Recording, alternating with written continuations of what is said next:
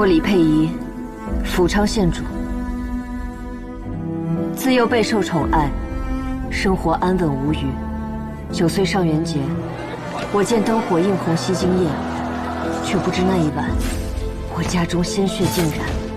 世人皆言，我那立下赫赫战功的父亲端王，突发风疾屠戮全家，自枪谢罪，唯我身在宫中幸免于难。有人怜我年幼失护，有人咒我天煞孤星，可他们不知，父亲仁慈磊落，绝不会失死暴行。圣上怜惜，将我接入宫中抚养。可皇宫再好，也非我家；圣恩再大，也非父母亲恩。宫墙之内，步步皆是深渊。我只能将爱恨深压骨血，敛去锋芒，静待天时。我自请入内业局，苦学查案之法，只为这天下蒙冤受屈之人讨一个公道。管他什么世人眼光，管他什么规矩伦常，管他什么生死代价，此生若为祭，换他血债血偿。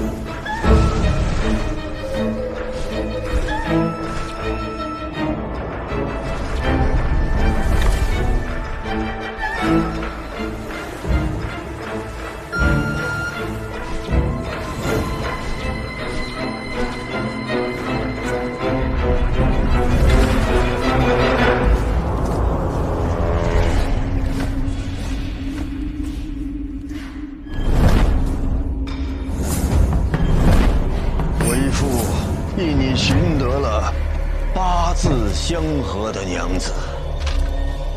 可怜儿啊！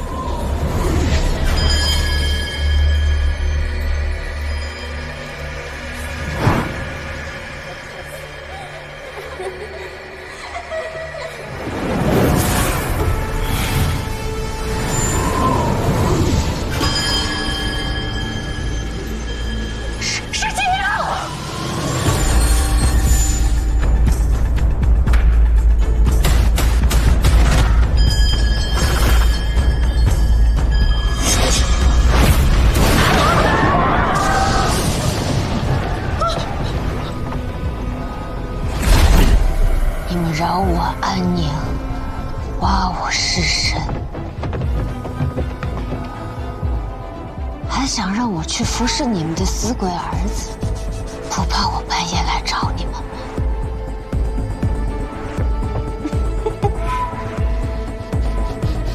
既然你那么喜欢做死人的生意，你们又那么舍不得儿子，不如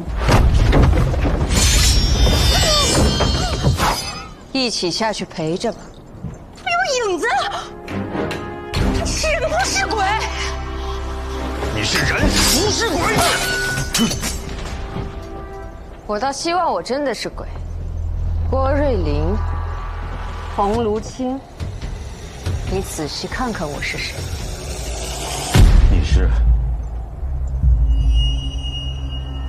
你是福昌县主。今日是内卫李佩仪。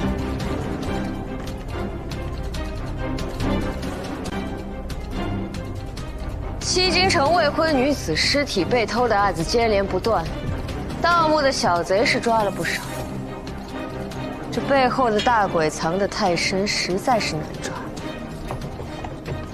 你们连官家贵女的尸体都敢偷，还真是嚣张呀！堂堂洪卢清勾结宵小，盗取女子尸体，违律私结阴婚，霍瑞林，你认罪了？跟你认罪容易，只是这官家断案，也得讲人证物证吧？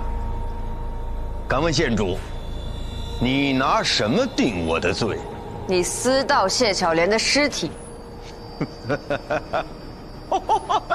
县主，你在说笑吧？这哪里有谢巧莲的尸体？原来如此。物证我没有，人证只我一个。看来洪卢清是想跟我鱼死网破了。这都是你逼的我，给我上！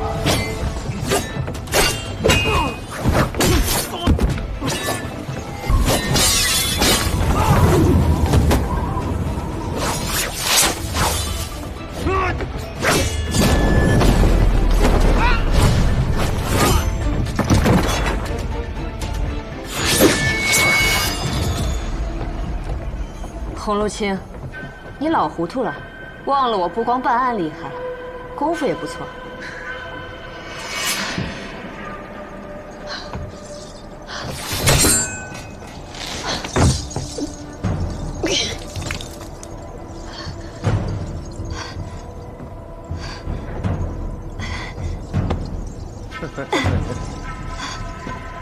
县主不老，却也糊涂了。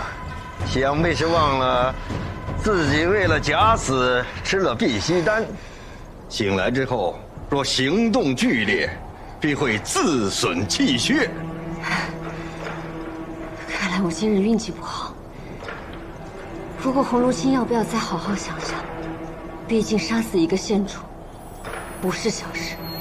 我也不想惹出这种事端，怪就怪你太聪明，太自负。既然玩，当然要玩大一点才过瘾。来，既然县主想玩大一点儿，我便成全你。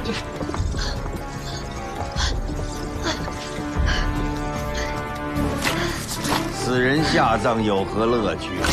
生训那才过瘾。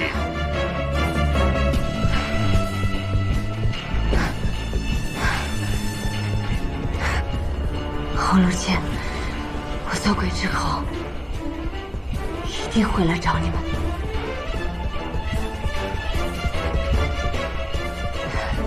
有什么法子能镇住他的魂魄，不让他再来作祟？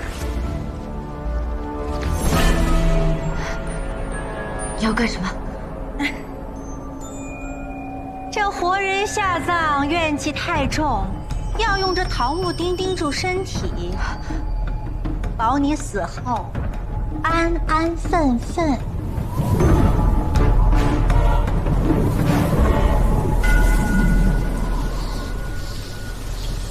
县主已经进去快半个时辰了。到了，出事了！出外宅！跟上！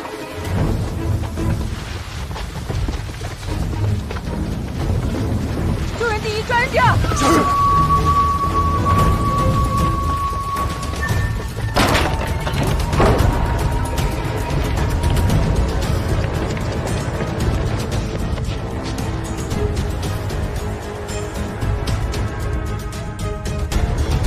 什么都没有。走。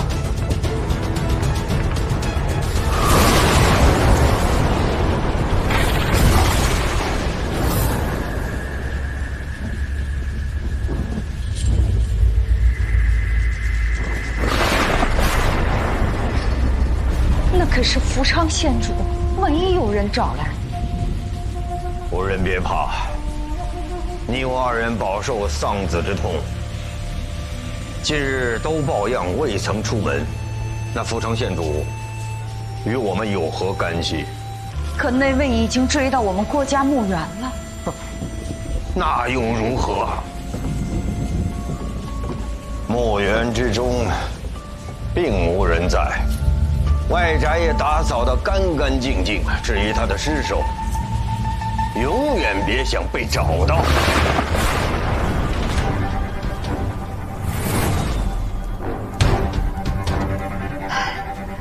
想说什么？快点说吧。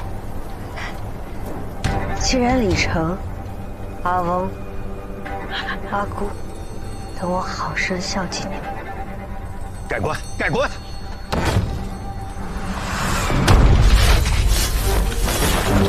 快！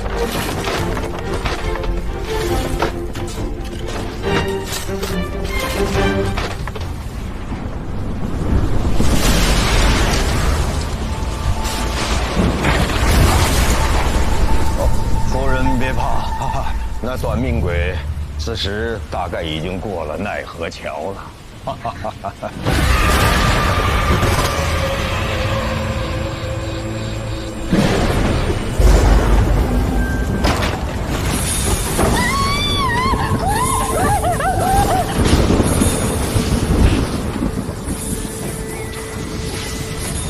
阿翁、阿姑，我们又见面了。来人！来人！来人呐！郭府上下已经被内业局控制了，桐庐卿，你无路可走。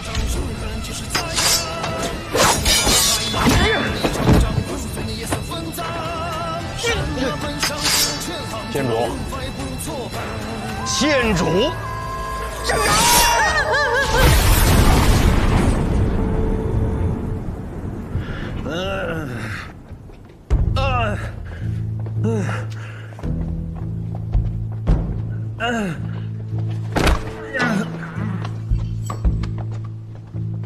你定我4根桃木钉，我还你4件，不过分吧？你果然明英。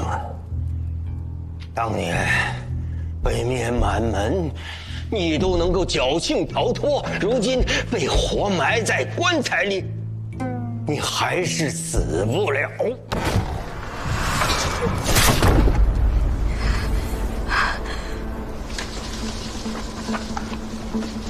走。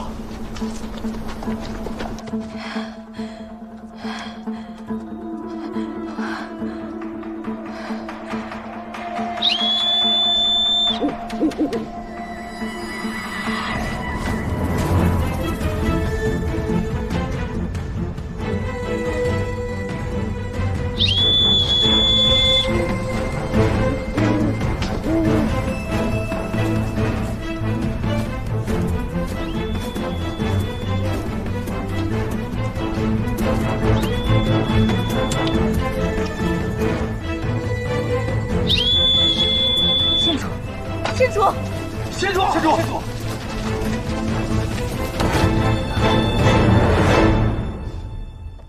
咱们红炉卿到现在都不知自己犯的是什么罪名。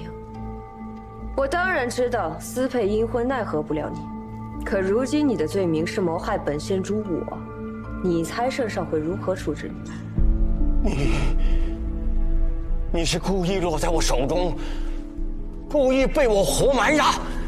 县主亲口服下的碧溪丹，怎么会忘？啊！县主，若15公主和亲之事，老臣能够回选，是不是就可以活命啊？压下去！县主，县主啊，县主！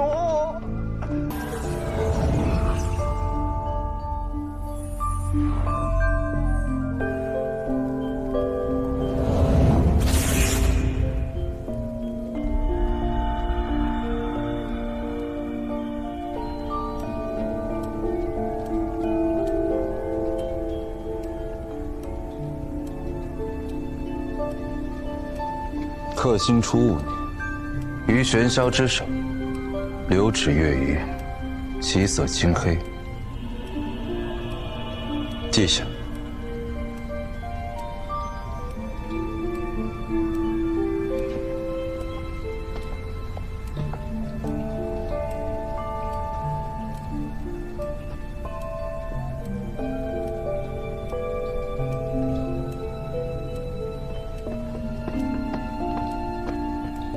此将乃是大凶，苟非其任，不得语言。圣上早定下的规矩，关心者不可沾，不可断。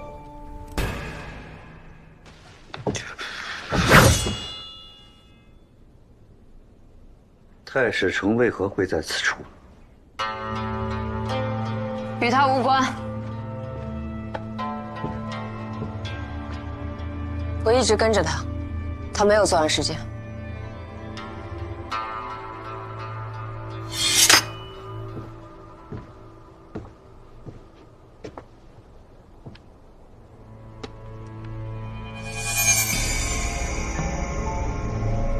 县主可认识？太史丞怕谁？是右相侄女，九娘崔曼淑。原本还准备明日找她论话，竟然死了。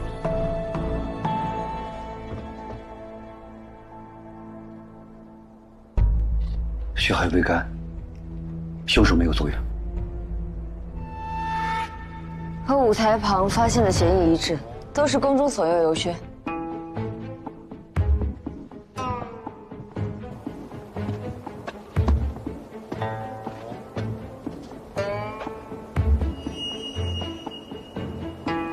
应该是往那边去了。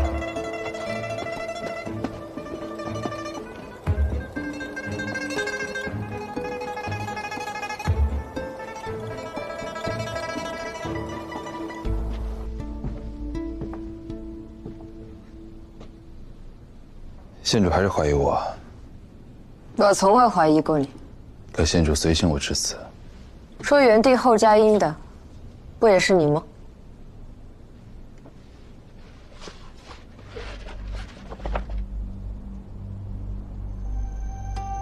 这院子并未在地图上标出。方才我与顾司时经过此处，距离水渠的位置很近，离火药铺子也不算远，却在地图上未见标识，如此隐蔽，想必是凶手特意选定的。我听说过有人可依计寻人，太史丞竟也有如此本事，我当真没有看错人。可还有其他线索？鞋印残缺，目前只有这些。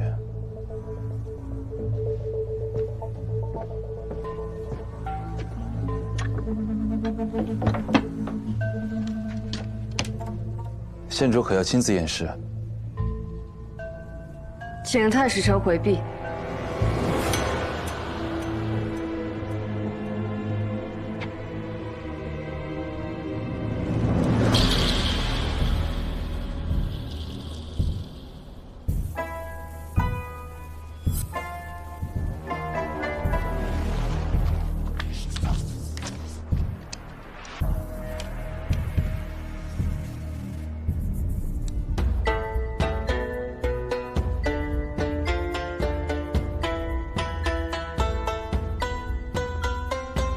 一刀刺在胸口，伤口足够深，才能流出这么多血。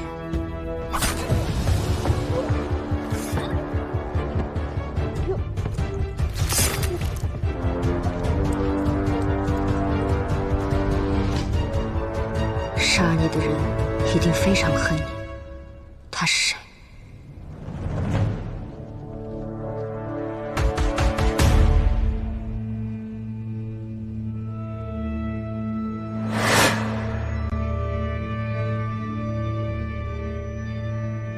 这戏服真漂亮，可惜了。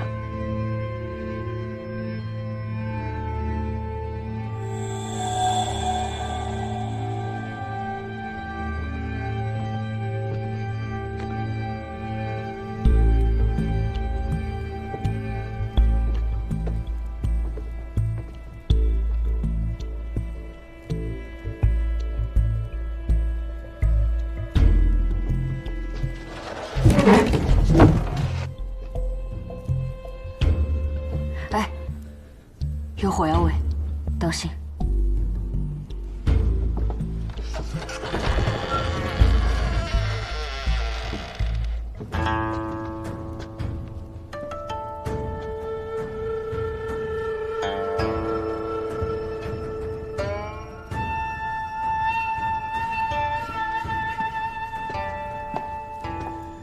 和舞台上的火药一样，这小院的确是凶手藏身的地方。从这造脚印看来，此人确有6指之躯，但由于血只有残印，无法确认这些脚印是否同属一人。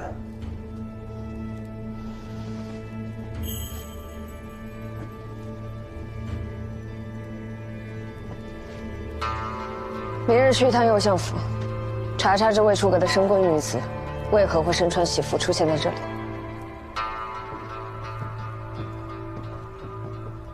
验你的假死表演，就凭林宁他办得到吗？就连这间宅子，都是我花钱租下来的。你们每一次见面，每一次幽会，我都知道得一清二楚。哦，对了，你瞧，就连这个，他都分享给我了。你在我们眼里呀，这身衣裳穿与不穿没什么区别。就连今晚这场赐婚，也都是我促成的。可惜了，林宁并不想离开西京。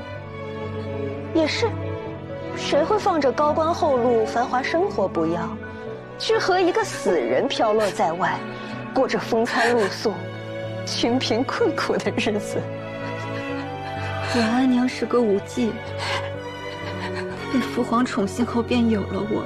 我听他们说，我安娘生我的时候极为艰辛，还没有听到我的哭声，便难产而亡。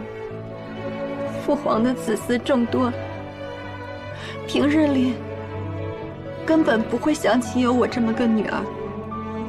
想想也是，堂堂金吾卫左郎将，又凭什么会看上我？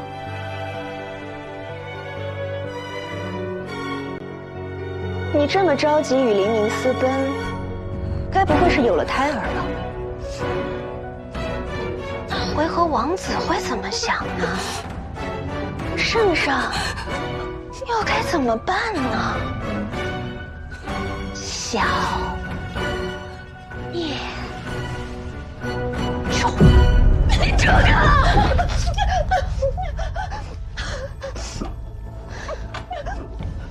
你别用那样的眼神看着我，你这双眼睛遇上秦观，不还是化作一汪春水？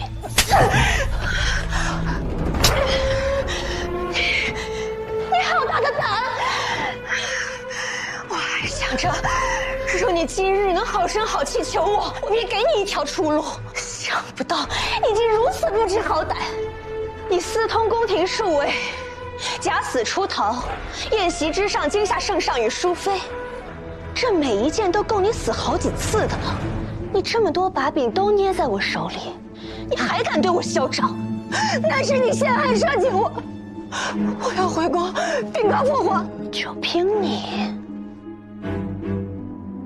想出整个计划的人是你，在圣上和回纥王子面前点火的也是你。至于用火药的人，租下这间宅子的人，你尽可以放心去查，任谁也查不到我的头上。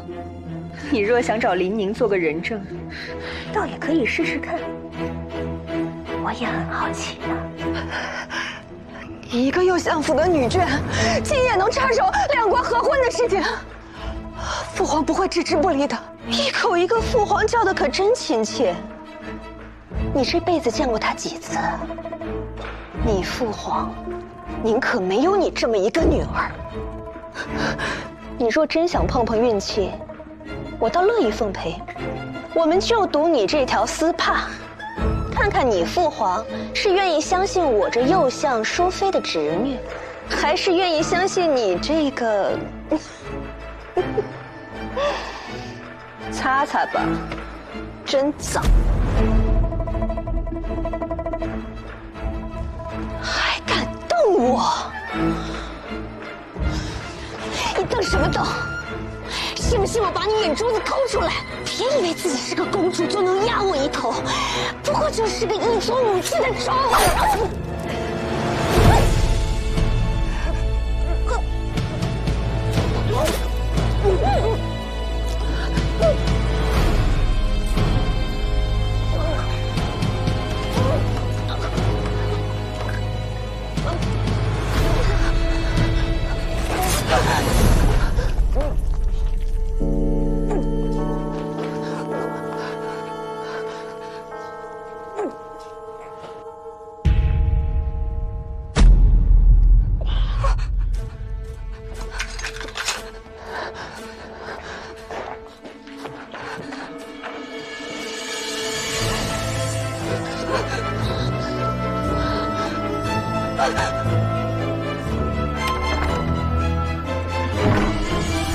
天怎么是蓝色的？小姐，小姐，你怎么都开始说胡话了呀？小姐，小姐，你是不是摔到脑袋了呀？小姐，小姐，你清醒一点。记住，你要寻找之人，想办法斩断魔神林氏的宿命，一切便会迎来新生。小姐，爹爹，赵佑伯伯，我真的回到过去了，你们等着我。苏苏，爹爹相信你，你一定能做到。等着我。小姐，小姐，你清醒一点啊！小姐，那个，劳驾，能不能扶我一把？我头有点晕。哦，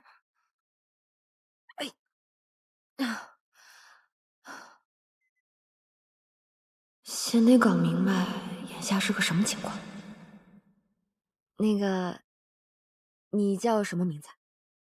小姐，我是春桃啊！你果真摔坏脑袋了，回府被老爷知道会打死我的。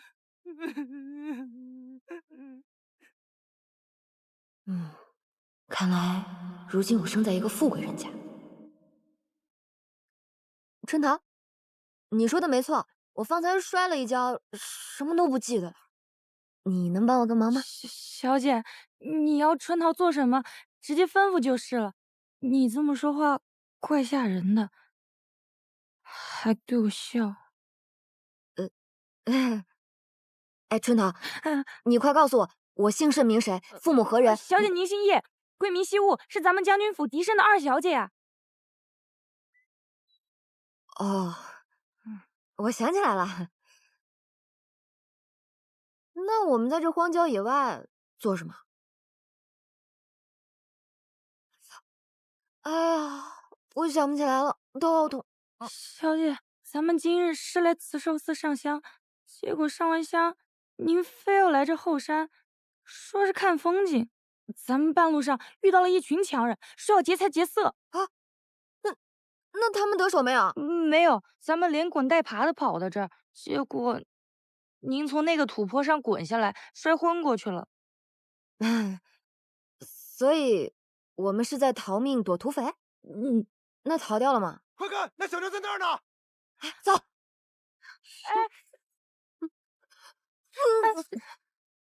糟了，这凡人之躯飞不起来。小姐，你做什么啊？没事，脚麻了，跺2下。跑！小牛，别跑了，跑不掉的。二小姐，别跑了，好姐，跑不掉的。你快找个地方躲起来。好。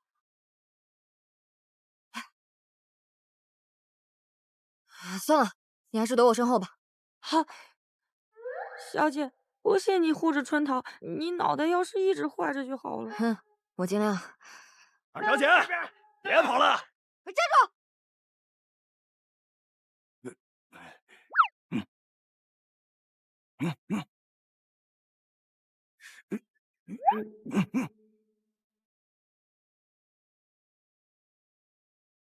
老实交代，是谁派你们来谋害我的？我可以饶你们一命。小姐，你为什么这么问啊？方才他叫我叶二小姐，分明是知道我是叶将军府的嫡女。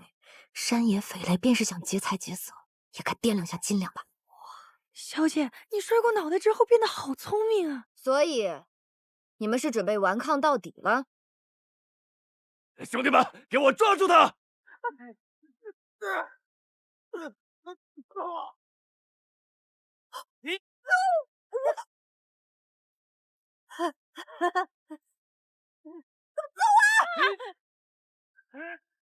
惜物，你难道一点武艺也不会，平时都不锻炼身体的吗？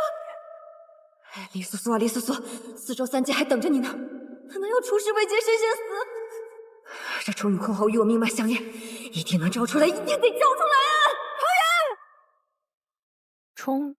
虫什么？小姐，你坠子掉了。该死，如今的躯体只是个凡人，毫无修为，连兵器都招不出来。我果真要虚考自立了。小姐，小姐，小姐！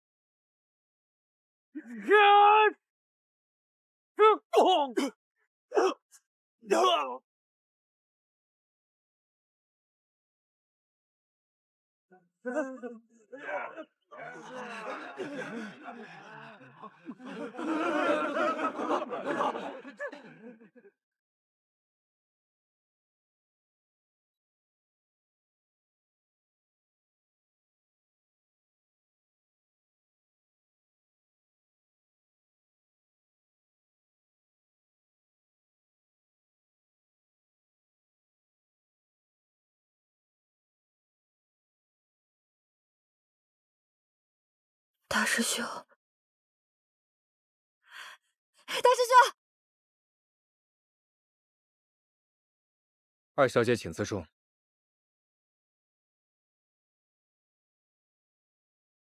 大师兄，宫野纪武，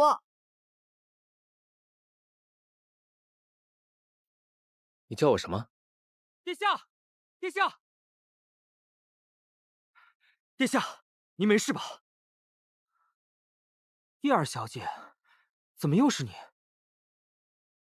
他不是大师兄。六殿下，我家小姐今日摔坏了脑袋，有点糊涂，您千万见谅。二小姐，不要再做戏了。我萧凌此生独钟叶冰裳一人，绝不会对你有意。方才救你，也只是出于道义，请你好自为之。到此。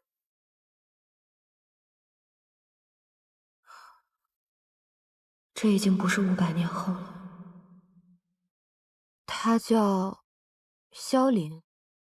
是呀，小姐不记得爹娘也就算了，怎么连六殿下都不记得了？那你说说吧，他是什么人？六殿下是陛下唯一的嫡子，在民间最得人望，人称山茶花殿下。那他方才说的什么独钟，什么有意啊？小姐既然忘了，就别打听了，就都忘了吧。没关系，你告诉我。小姐之前不是爱慕六殿下而不得吗？可如今六殿下就快成为你的姐夫了。我爱慕他啊，全圣都都知道。那他方才说的什么叶冰裳，便是我姐姐？前几日六殿下来府中看望大小姐，小姐您心里不痛快，便把大小姐推进湖里了。六殿下为此事正在气头上呢，您别怪他说话太冲。推落水，叶希武，你也太缺德了吧？那我姐姐她还好吗？听说是染了风寒，不过无甚大碍。只不过小姐你今日一反常态，闹着要来这城外为大小姐祈福。二小姐，二小姐怎么样啊？什么怎么样？别过来啊！小的们演的怎么样啊？刚才没惊着您吗？可是您吩咐的，让小的们越凶越好啊！二小姐，您可别不认账啊！可是您说的，把这六殿下引过来英雄救美，您就再给小的们10两银子。您说您这面也见了，这天也聊了，这铺也铺了，该给小的们结账了吧？小姐，顺头不会说出去的。叶惜雾啊，叶惜雾，你缺德都缺出花来了。小姐，你可记好了，你爹是咱们大圣国柱国大将军，你娘生前是荣恩郡主，你祖母是大长公主，你全家都是大圣国1等1的贵人。知道了，我都快背下来了。不过待会儿进了家门，记得帮着我些，不能叫老爷发现我摔了脑袋。小姐放心，包在春桃身上。好气派的斋体啊！会投胎果然很重要。不知道魔神现在在哪儿？哎，春桃，我想向你打听一个人，这个人的名字你可能没听过，他大约住在皇宫里面。小姐不妨说说看。这个人叫谭台笺，你听说过吗？你知道？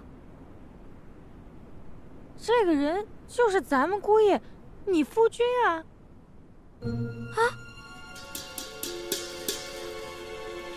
小姐，这里就是花园，姑爷这会儿应该还在那儿，就快到了。没想到这么快就找到魔神了，也不知500年前的他实力如何。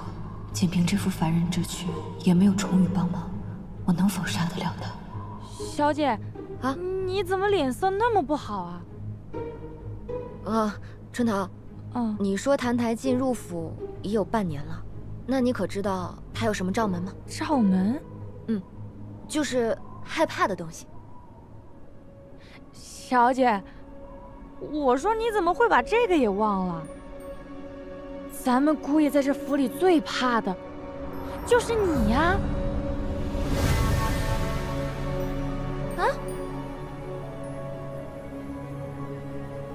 魔神不是生而为魔，10几岁时还只是一个孱弱不堪的凡人。看来过去镜中的那个神君说的果然没错，这个谭台笺还只是肉体凡胎一具。不如现在就去会会这个未成气候的魔神。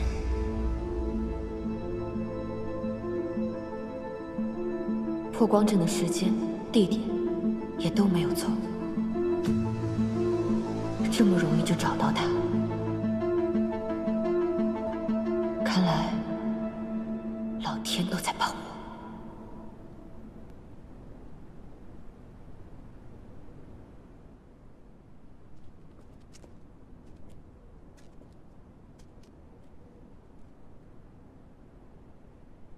他就是谭台笺，是魔胎。他看起来好虚弱，他真的会变魔神吗？若非他叫谭台笺，打死我也不会相信他会是魔神。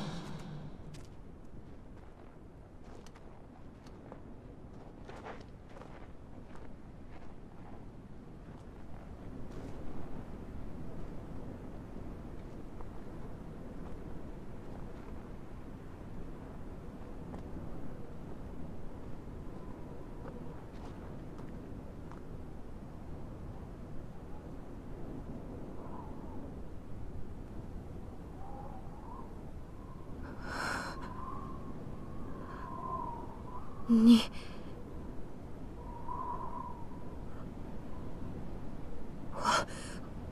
二小姐想要说什么？杀了他，就能改变魔神降世、四周3界被屠的命运了。可爹爹在开阵前说过，苏苏，谭台晋升为魔胎，身负邪骨，若肉身死去，邪骨就会醒来，他会立刻蜕变成魔。你要找到办法，先毁去他的邪骨，才能彻底杀掉他。别冲动，李苏苏。毁掉邪骨之前，不能让他死。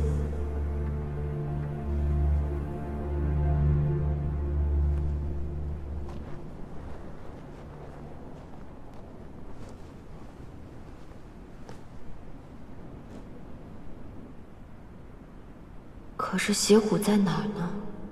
怎么才能毁掉？越看越觉得奇怪，会不会哪里弄错了？这这一切也太容易了。衡阳宗守山门的狗都比他凶，会不会同萧凛和大师兄一样，只是碰巧长得相似？不行，可别错杀了无辜，我得确认一下。小姐，好冷啊，我们回去吧。谭太监，你把手伸出来。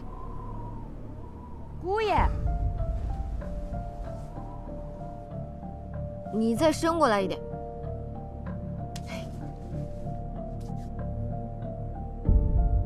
谭太监，你掐我一下试试。别动，你做一个凶一点的表情，试试。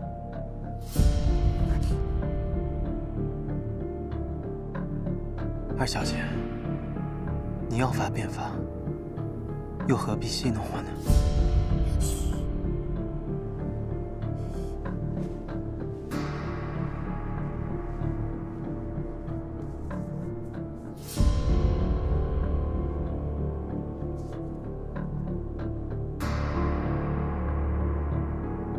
谭太监，我要你在心里想，你想杀人。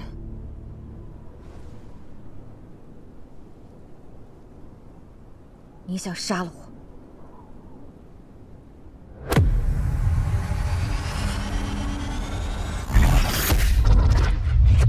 今日本尊便要杀绝仙门，从此再无一根仙骨。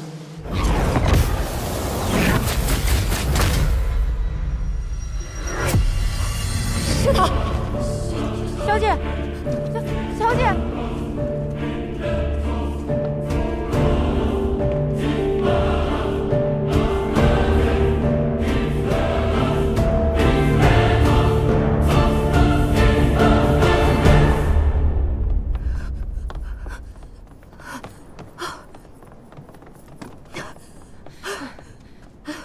小姐，你怎么了？是不是姑爷掐到你嗓子眼了？您一直在打寒战，还是先送您回屋吧。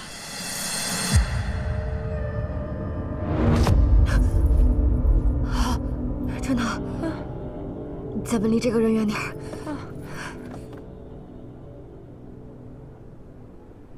谭台烬为什么会跪在冰面上？小姐，你都忘了，是你让姑爷罚跪3天的呀。我让他跪，他就跪？不然呢？叶希武，你可真了不起，魔神都凶不过你。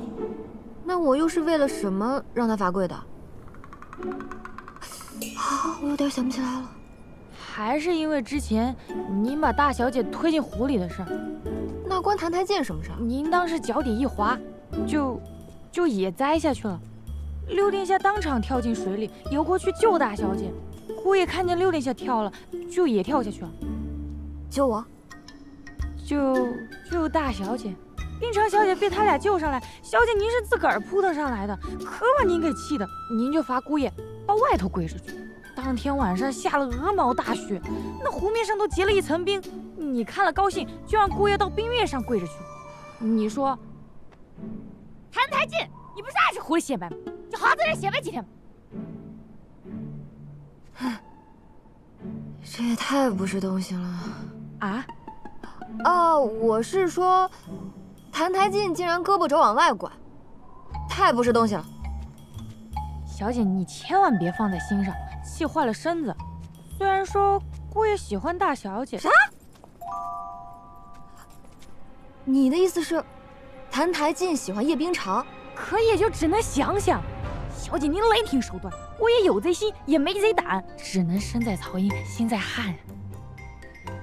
所以，我喜欢六殿下，六殿下喜欢我大姐，谭台烬也喜欢我大姐。没错。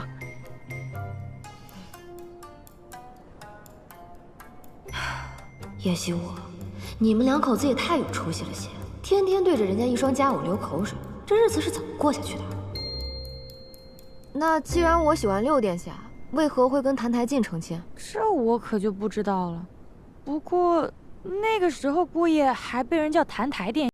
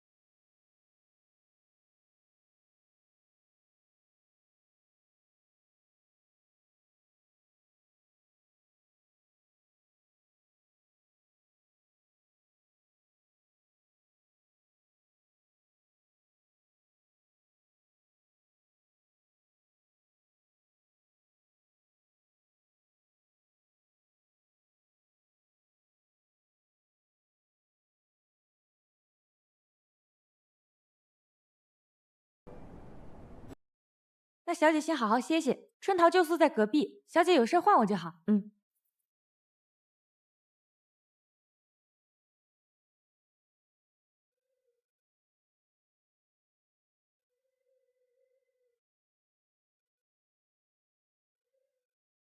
爹爹，我在这边已经安顿下来了，你们可以放心了。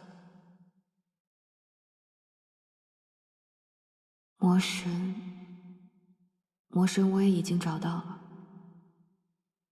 只是现在还不能杀了他，来改变魔神临世的宿命。不过，好在他现在还只是个柔弱的凡人。罚他在冰天雪地里跪着，先让他吃点苦头好了。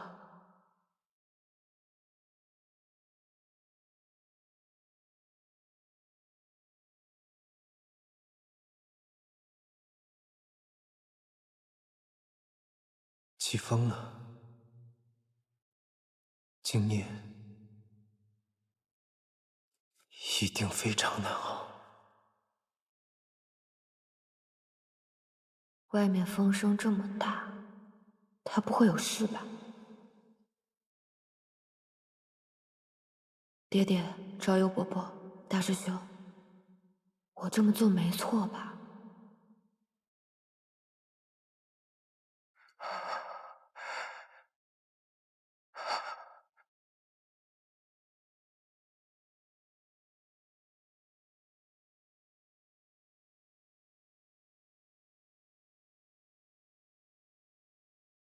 他还真一直跪着呀。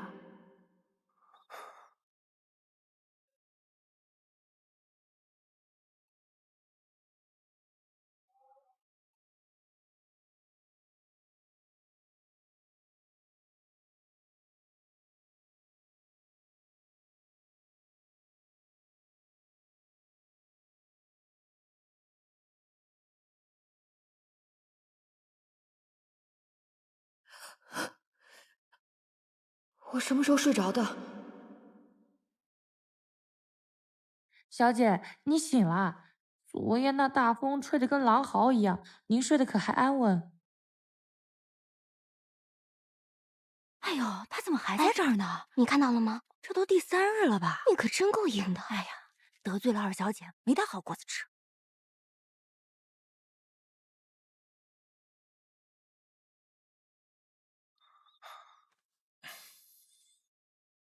肯定是装的。这里每个人都那么讨厌他，他要是不装的可怜一点，日子会更不好过。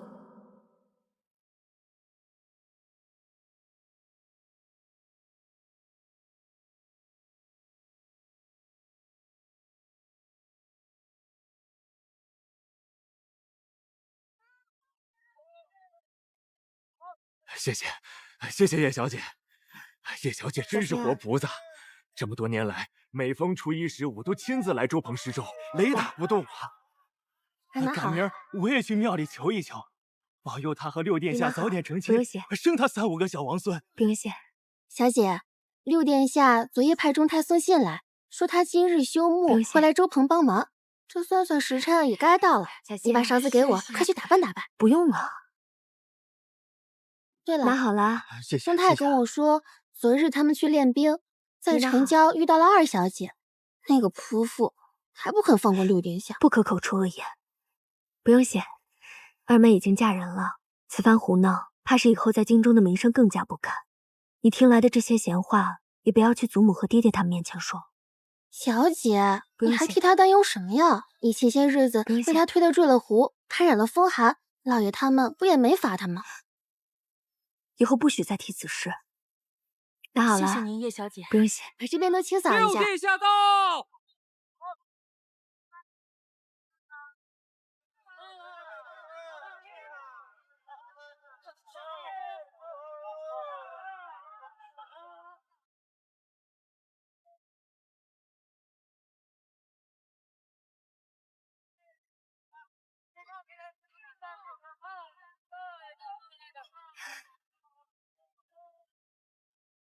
我该回去了。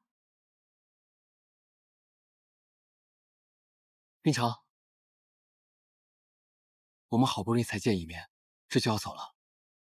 已是日渐黄昏了，再不回去，怕是要被家中长辈责怪，失了体统了。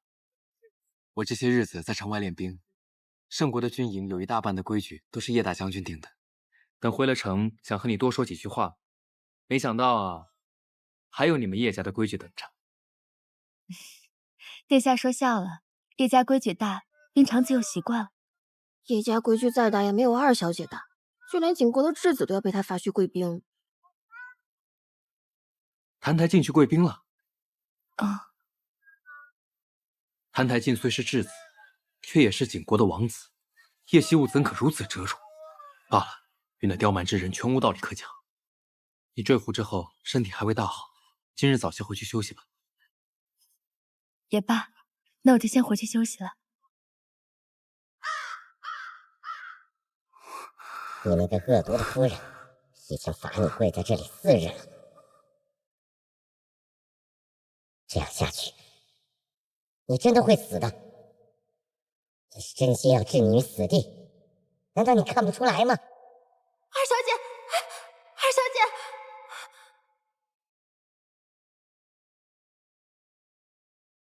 二妹妹，我知道方才在湖边，你不是故意的。我就是故意的。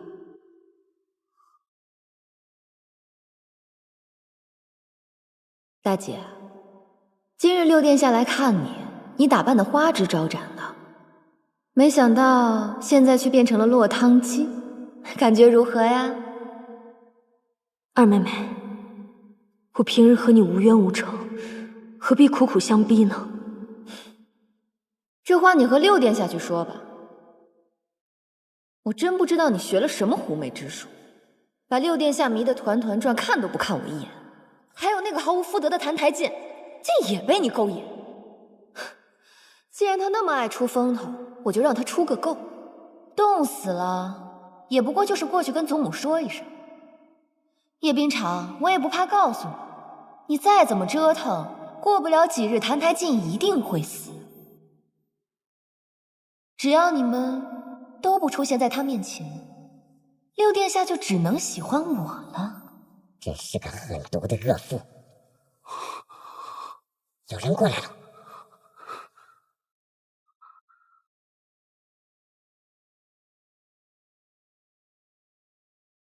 这府里怎么总是乌鸦飞来飞去的？真是晦气。好像姑爷来了以后就一直这样。太阳又落山了，这天寒地冻的，再跪下去，他可能真的活不过今晚了。他是死不足惜，可是如若血骨复苏，麻烦就大了。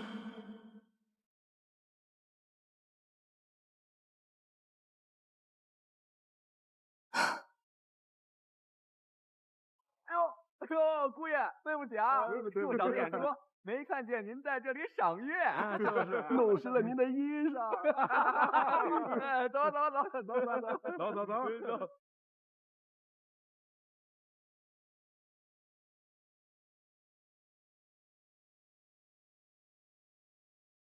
天这么冷，谭台烬全无修为，衣服又湿透，他顶不住的。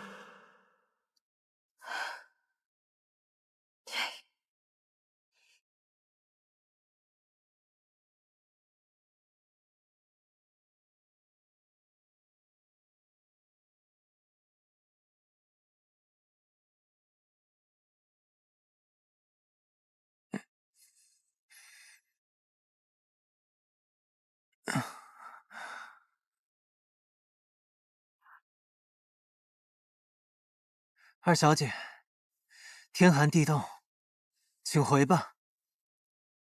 不用劳烦你亲自来监看我受刑。谁说我是来监看你了？我只是这是什么？我只是来看看你死了没有，免得还要我替你收尸。我便是死了，又何劳二小姐亲自来为我收尸？这世上想要看到我横死的人，多如过江之鲫。说不定到时候会成群结队的来向你登门道贺呢。你以为你这么说，我就会可怜你了？可怜我？不行，小魔神已经动蔫了，再这样真的会死。算了，以后有你报应的。这斗篷难看死，我不要了，送你了。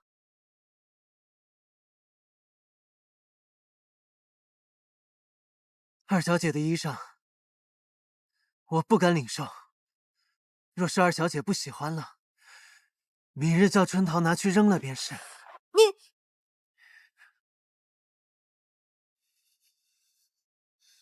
二小姐还有何事？看吧，李苏苏，这小魔神根本没血没肉，你明明可怜他，他却还阴阳怪气。但凡这魔头还有一口气，就不能给他一丁点善血。有这好心，不如多去喂喂狗，感化感化山匪。小不忍则乱大谋，小魔神死不足惜，可三界四周的性命还都压在他身上呢。哎，谭太静，你不要装死啊！你不要以为这样我就会可怜你。这个景象似曾相识，难道他就是在这里死去，然后化身成魔了吗？谭太静，谭太静，醒醒！春桃，春桃，小姐，是你叫我？我叫你，快进来。哦。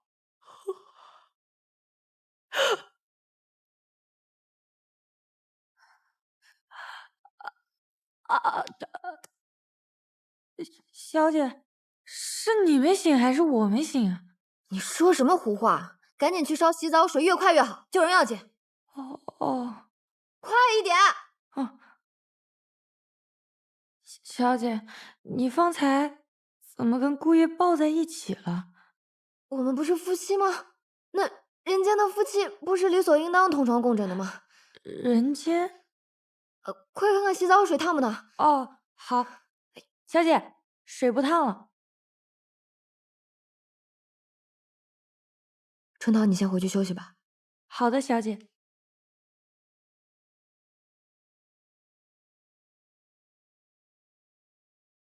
这些伤是被叶惜雾打的吗？早知道小魔神弱成这个样子，我怎么也不会赔上四周三界的前途来跟他赌这口气。快缓过劲儿来吧，拜托拜托，你可是魔神，为了四周三界，你也不能死啊！谭台烬，你真可怜。又是你，每次当我濒死的时候，你都会出现。我一直都在。我知道，你就在我的身体里。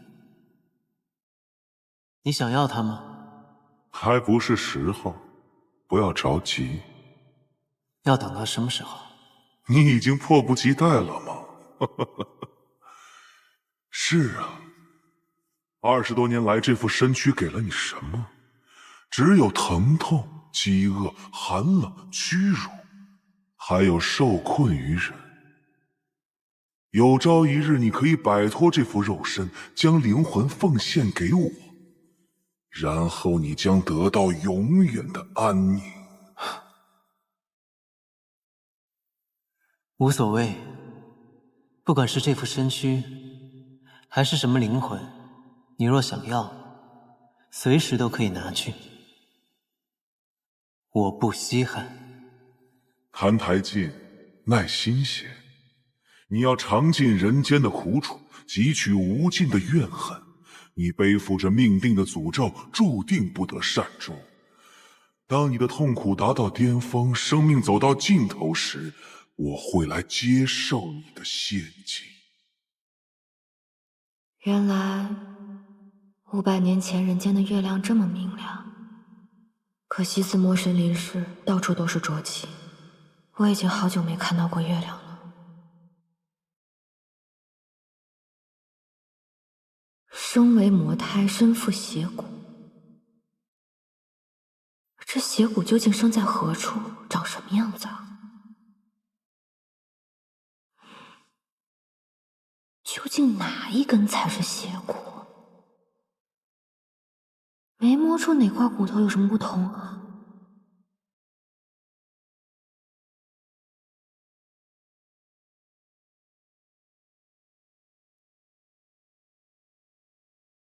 你在做什么？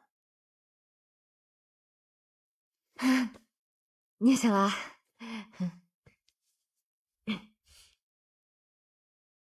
叶希雾，你又在玩什么花样？你管我玩什么花样？你既然醒了，就赶紧起来穿衣服，别泡在水里面装死。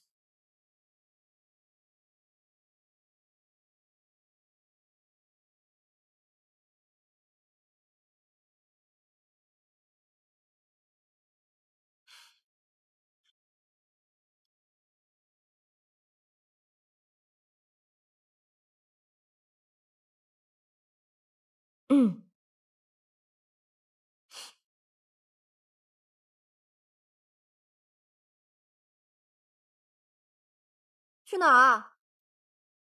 去湖面，还没有天亮。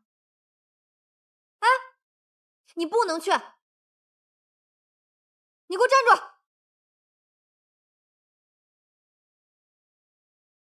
今日不许去了，以后也不用去了。为什么？你是我的人，天天跪在外面人来人往的，不是丢我的脸吗？那真是抱歉了。我累了，我要睡了，你不要跟我说话了。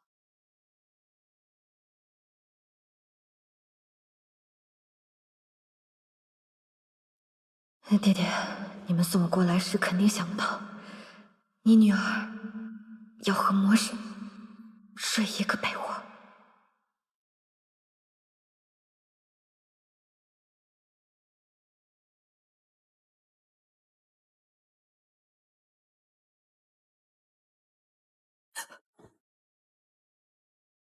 你站着干什么？快点做，做完我也要睡觉了。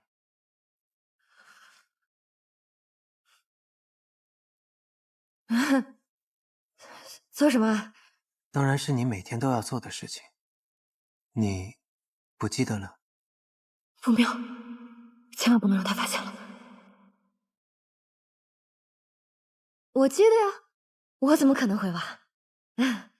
你等我一下，我有点口渴。春桃，我要喝茶。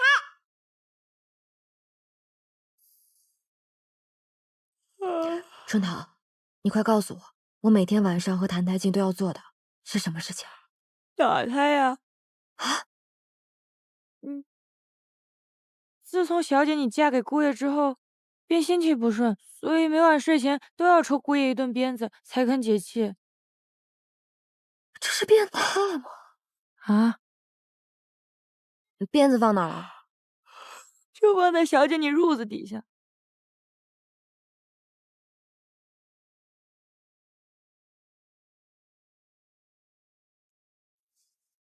要抽多少下？这可说不准，看小姐你心情吧。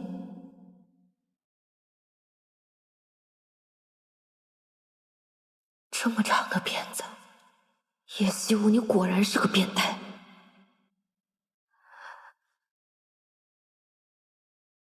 李素素，你从前斩妖除邪，眼睛都不眨，抽鞭子有什么下不去手的？这一鞭，你且替500年后的魔神受着。魔神，这都是你应得的。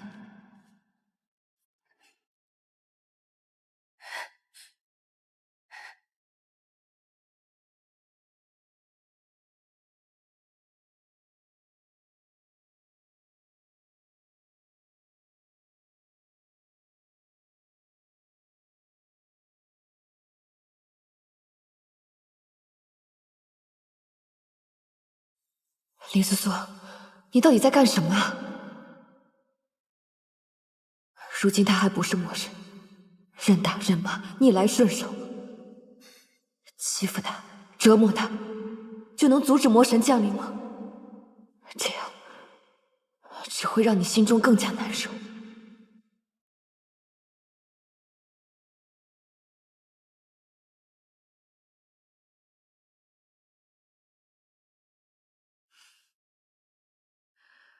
我累了，今儿打不动了，睡觉吧。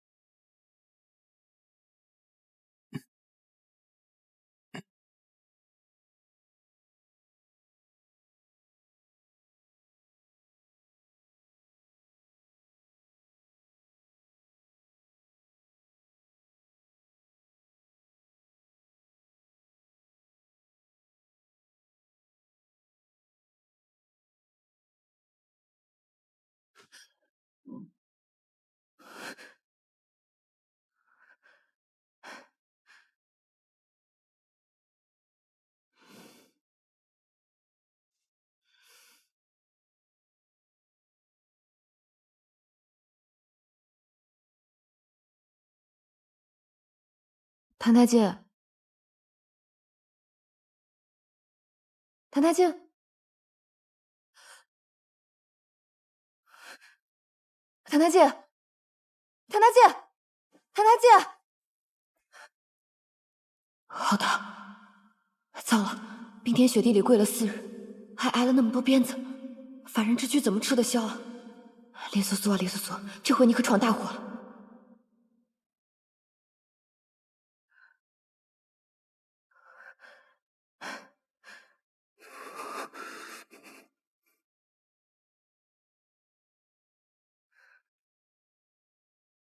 春桃，春桃，春桃，你睡了吗？春桃。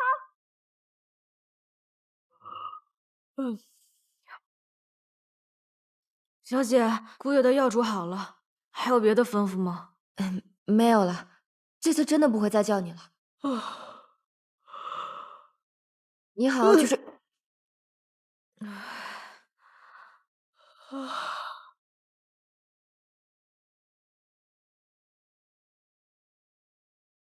谭太剑，谭太剑，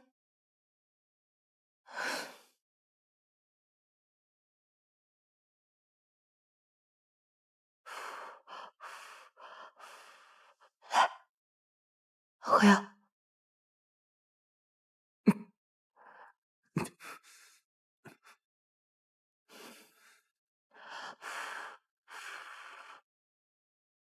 啊！小魔神已经烧迷糊了，也不知道这人间的草药管不管用。张嘴。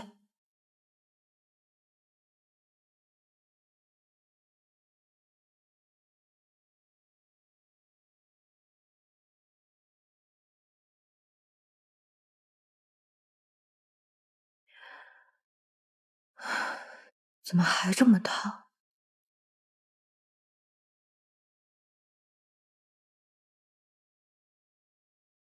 小时候我发热，爹爹就是这样给我敷冰帕子的。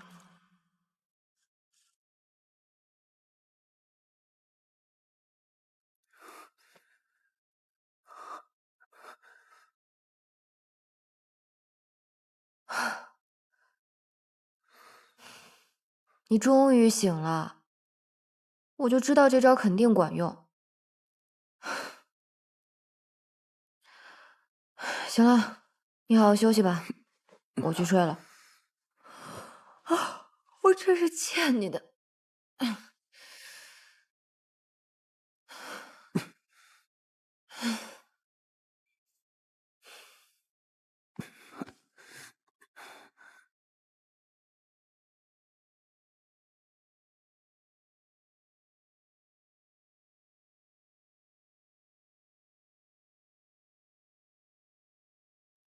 这女人出门上香，莫不是撞了邪，被什么上身了？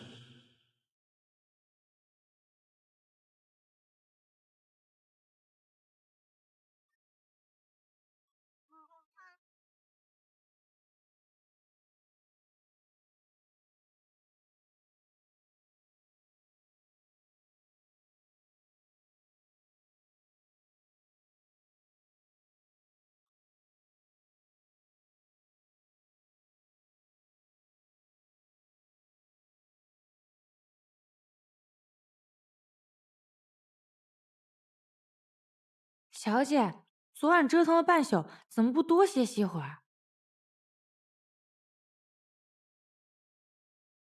谭台烬人呢？姑爷除了受罚，平日里会去藏书楼里抄经，今日一早便去了吧？哦，谭台烬，这份救命之恩你赖不掉也躲不了，给我好好记住，有朝一日你得拿命来偿。什么时辰？快到50了。老太太、老爷、大少爷他们已经到饭厅了。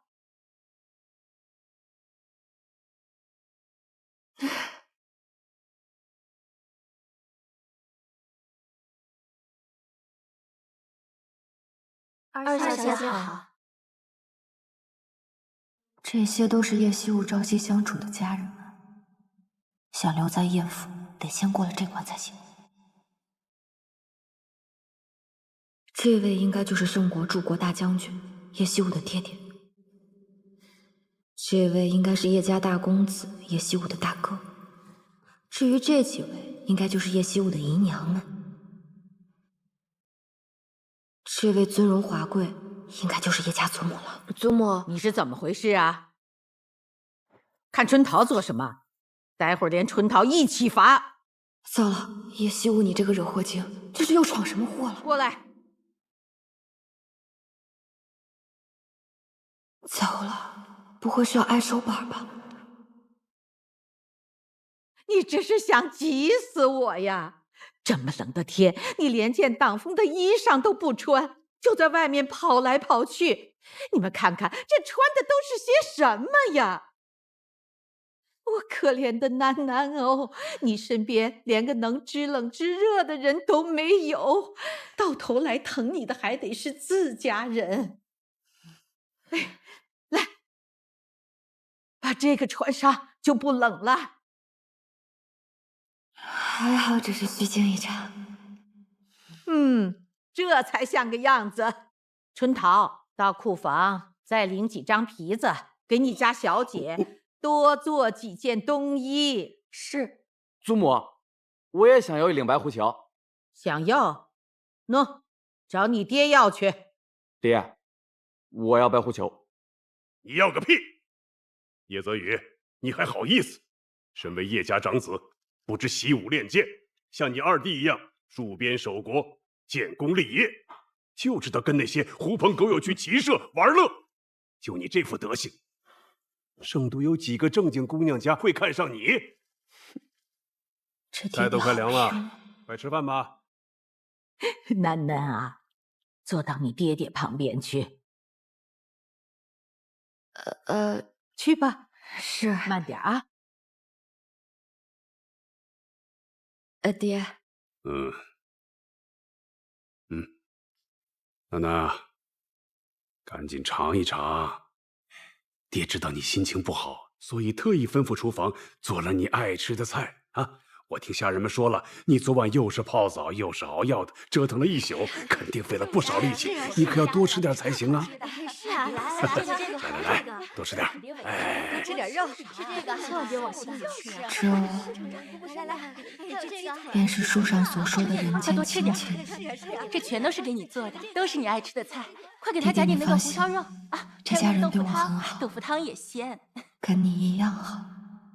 昨日里听安定侯府的大夫人提起，说囡囡将病床推落水的事儿，已经在京城里传开了，各处都在议论。哎，议论就议论，还怕他们不成吗？对他的名声不好。胡闹就胡闹了，囡囡都已经嫁出去了。哎，爹，去年二妹未嫁时，你可是说闹便闹，以后嫁了人想闹都闹不得了。这怎么嫁不嫁，总是二妹有理啊！闭嘴，吃你的饭。叶惜雾啊，叶惜雾，我算是知道你怎么会是这副德行。我这几日想过了，推大姐落水的事儿终究是我的不对，我今日想去向她赔个罪。母亲啊，囡囡现在长大了，这也太懂事了。我们算懂事吗？心地善良，又有担当，不愧是我叶家的子孙。真是快把叶惜雾宠上天了。不过赔礼道歉，我看就不必了。万一冰常病气还未去，被染上，那就不好了。没关系，祖母。祖母说的对，二妹若是来向我赔罪，倒是看清了我们姐妹的情分了。大姐，二妹快请坐。祖母，是我不好，这几日带着病气，未能向祖母和父亲请安。今日施粥归来洗沐一番，没想到却来得晚了，搅扰了大家吃饭，真是该罚。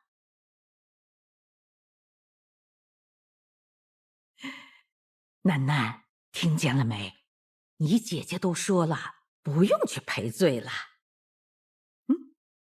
冰常，坐到泽宇那边去吧。谢祖母。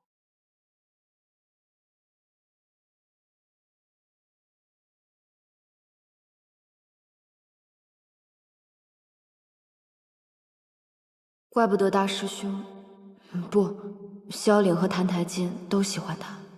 这样一个美人，脾气温柔，心眼儿也好，谁会不喜欢？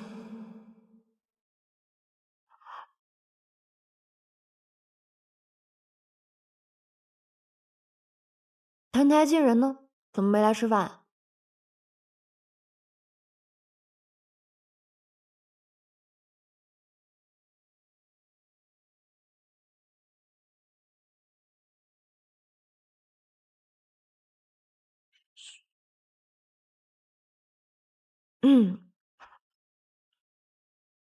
哎，你还真当自己是主子了？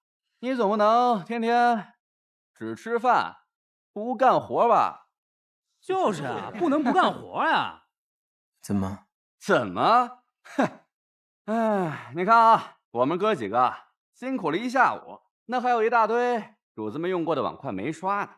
我看您成日里清闲无事，劳您大驾，去把那些碗筷洗刷干净，再吃饭，怎么样？就是啊，劳您大驾了啊，姑爷。姑爷请吧。哎，去吧，那就辛苦姑爷了。来，兄弟们，吃饭！哎，来吃饭啊！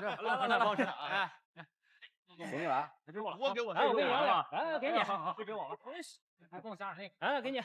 好，你吃了。所以谭台烬自从入府，从未和我们一起用过饭，都是在厨房和下人一起。是啊，小姐那么烦他，哪还有胃口吃得进饭啊？不过我听说姑爷平日里也不大能吃饱，下人们都是看人眼色行事的。小姐你平日里怎么做，他们就跟着怎么做。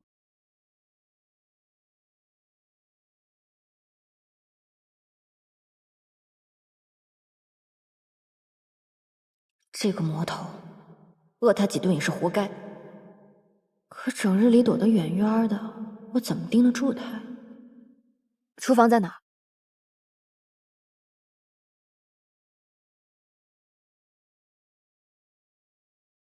哎，我跟你们说啊，这有些人呐，他就是主子的身份，奴才的本分啊。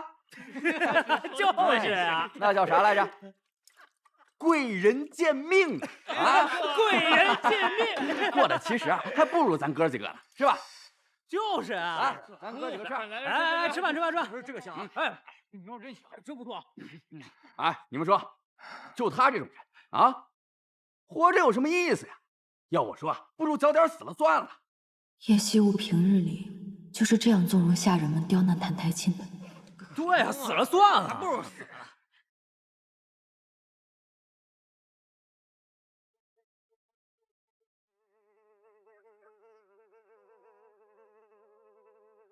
去吧。是。是哪来的苍蝇啊？大冬天的，这哪来的苍蝇啊？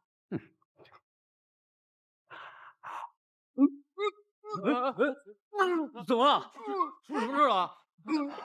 哎，喝水，喝水啊！没事吧？没事吧？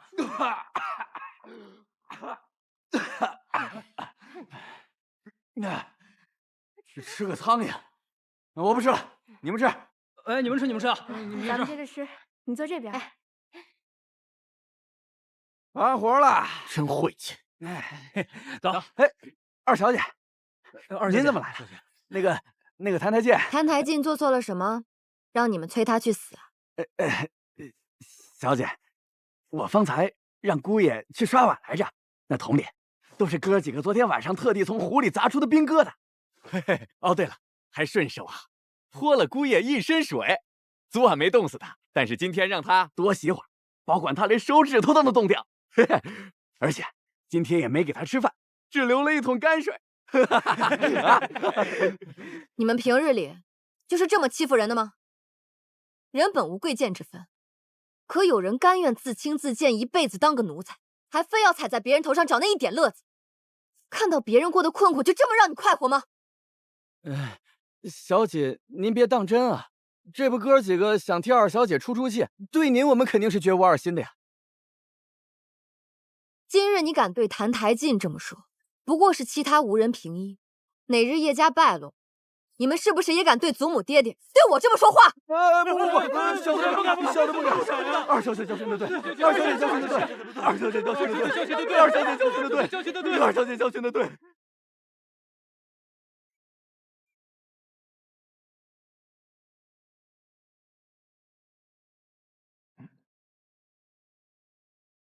你别吃这个。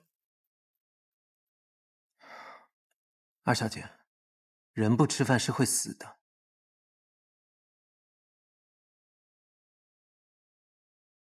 这些东西不干净，那些家丁都不知道往里面加了什么，你吃完会生病的。比这个更脏的我都吃过。他们方才那样说你，你连句反驳都不会吗？你一个君王之子任奴仆欺辱，你一点羞耻之心都没有吗？羞耻之心，那种东西对我来说毫无意义。比起羞耻之心，还是这碗饭来的更重要。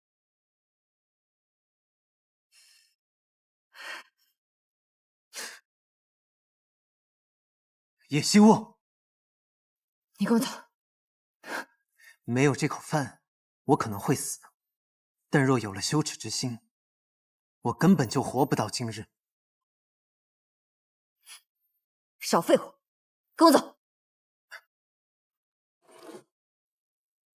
把这碗饭吃了，然后该干嘛干嘛去，不要整日病恹恹、瘦骨伶仃的，一个不小心就病死了。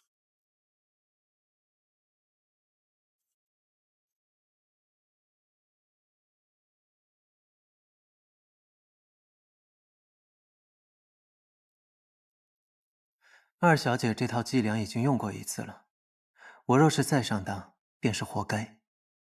二小姐，恕不奉陪。坐下。什么伎俩？你把话说明白。二小姐方才问我有没有羞耻之心，这种东西，二小姐你自己怕是也没有吧？好啊，既然你让我说，那我就再说一次。好，你说。半年前，七夕宫宴，你姐姐和萧凛在宫中相会，携手游园。而你呢，你却一心想要拆散他们二人，独占萧凛。不知从哪里弄来了一副名为劫春蚕的迷药，准备下给冰长小姐与武殿下萧良，想叫他们二人生米煮成熟饭。可不曾想，萧良那日将我拦下。今日宫中宴饮，就连宫女和太监都能开开荤，你该不会还饿着肚子吧？也罢，谁让我这个人向来菩萨心肠，这点心就赠予你吧。多谢武殿下。哎呀，真是不巧哈！不知你最近听说没有？近来景圣屡有骄兵，若父王经谁提醒，想起你来，把你杀头祭旗，也不是没有可能吧？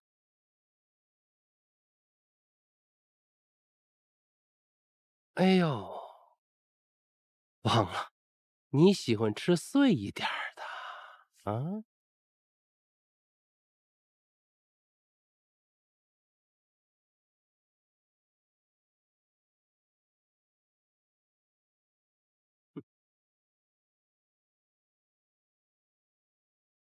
够碎吗？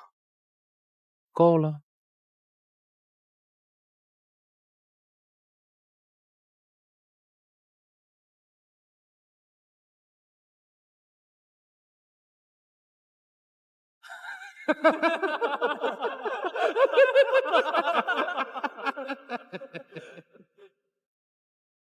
可我刚吃下不久，就感觉头晕目眩。这时你突然出现，抱住了我。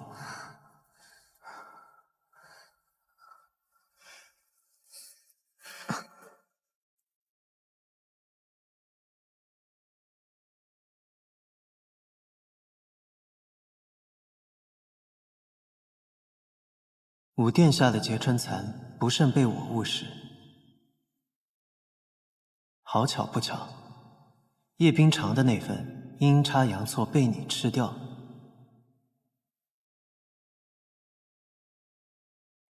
宫中见证之人众多，叶将军只得请旨，为你我赐婚。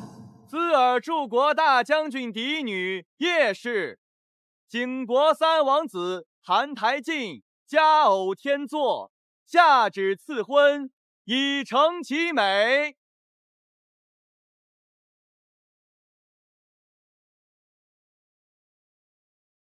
后来，你将此事原委告知于我，从此，你就以戏弄、折磨我为乐，愈发的扭曲、恶毒。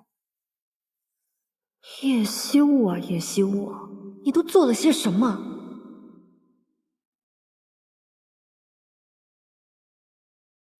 所以这一次，二小姐又在这饭食当中放了什么呀？我什么也没放。是吗？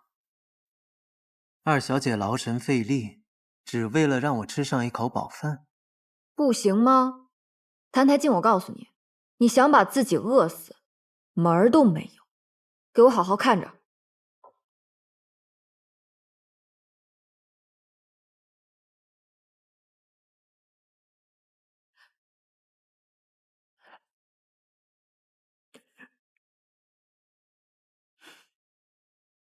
你这回满意了吧？以后一日三餐你都来这里吃，春堂会给你送饭，给你什么你就吃什么，不许再给我吃那些乱七八糟的脏东西。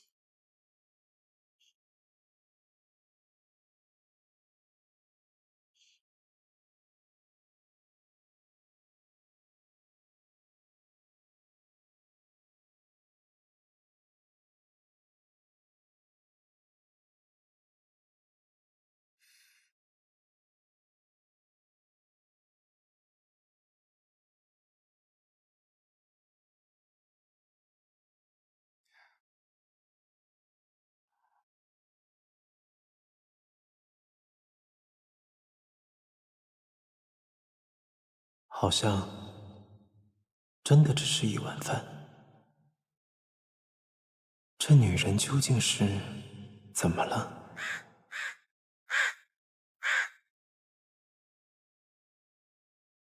这应该是自打你进叶府以来吃到的第一顿饱饭吧？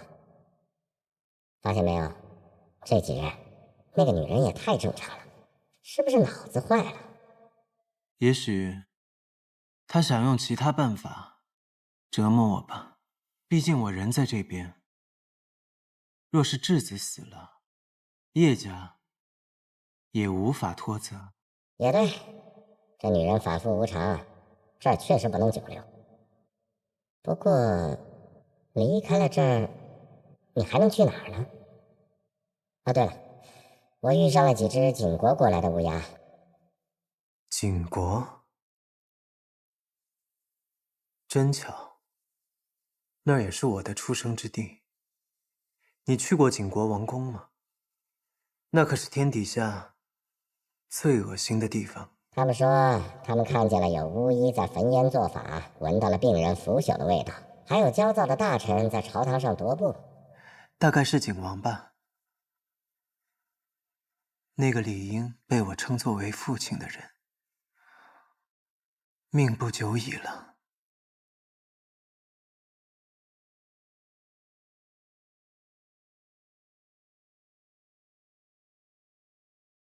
可我连叶府都出不去，那些东西也与我无关了。